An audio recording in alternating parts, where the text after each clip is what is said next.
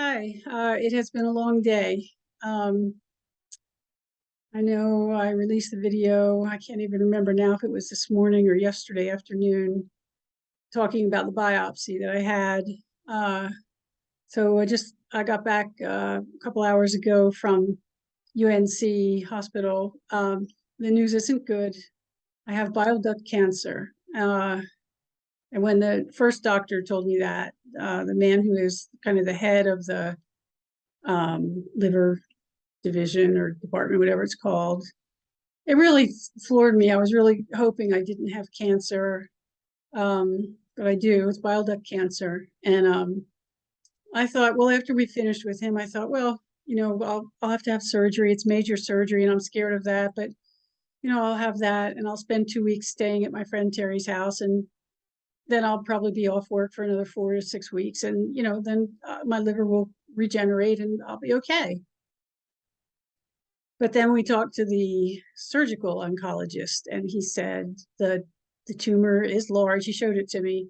It sort of goes like a pole right down the center of my liver. It's in the front, but it just like goes right down the middle. Uh, and it's surrounded by blood vessels, and it borders the hepatic vein for a good bit.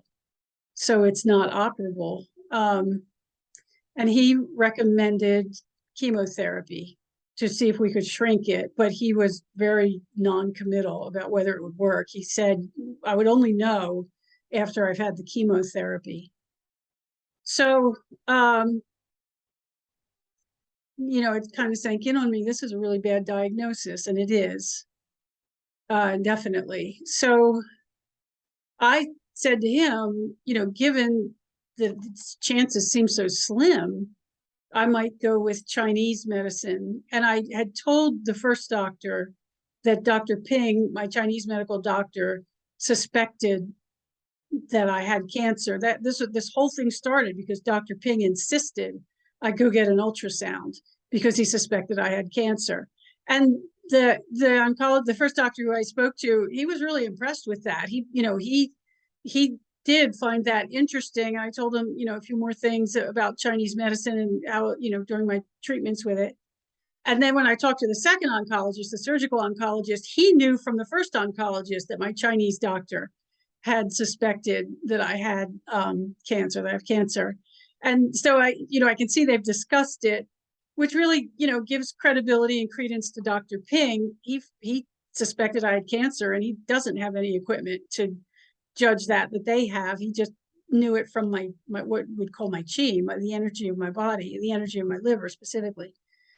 So one thing I might do is just use Chinese medicine to see if Dr. Ping can shrink the liver.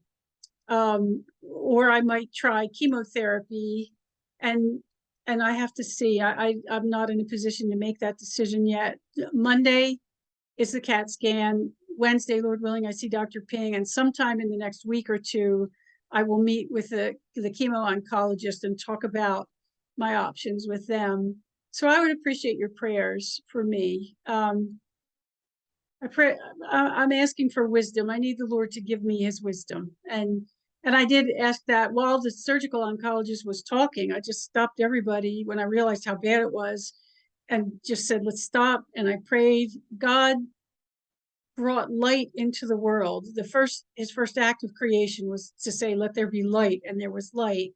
And the light that God gives us is a light of reason and goodness and wisdom. And I asked God to shed His light on all four of us that were in the room: the oncologist, the resident, and Terry and myself. So I wouldn't be surprised if within the next day or two somebody gets a great idea, because this has happened to me before when I asked God for wisdom in a really unsolvable situation, and within a few days I get an idea or something comes to me. And so we'll see about that. I have found the Lord does answer that prayer pretty readily, which James promises us in the book of James in the New Testament. So um, I would ask for your prayers for wisdom to make the right decision. I have to live or die with the right decision. And I would ask for your prayers for my courage to be courageous, because this may be the last road that I walk, and I want to walk it well. And I don't want to cling to life pathetically. I don't want to do that. I believe in God. Um, I know whom I have believed in, and am committed, and am persuaded that He is able to keep that which I've committed unto Him. And so, that is true. God has done wonderful things in my life, and He's been a companion. And if this is the way that I glorify God, by going down the dark corridor, okay. Or if He said, no, I want you to suffer through this and I'll be with you, and I want you to come out the other side and talk about how I've been with you, great. In fact, I like option B more than option A, but you never know. There might come a point where I would think option A is better. So I just ask you to pray for me for strength and fortitude and cheerfulness and hope in God, who is my hope.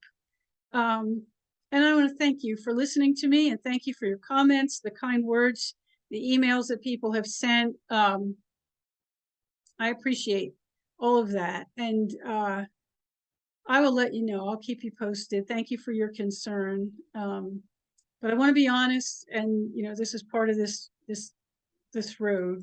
This honestly has happened today. So anyway, thank you very much. And Lord willing, when I have more to say, I'll post another video. Thanks a lot. Bye-bye.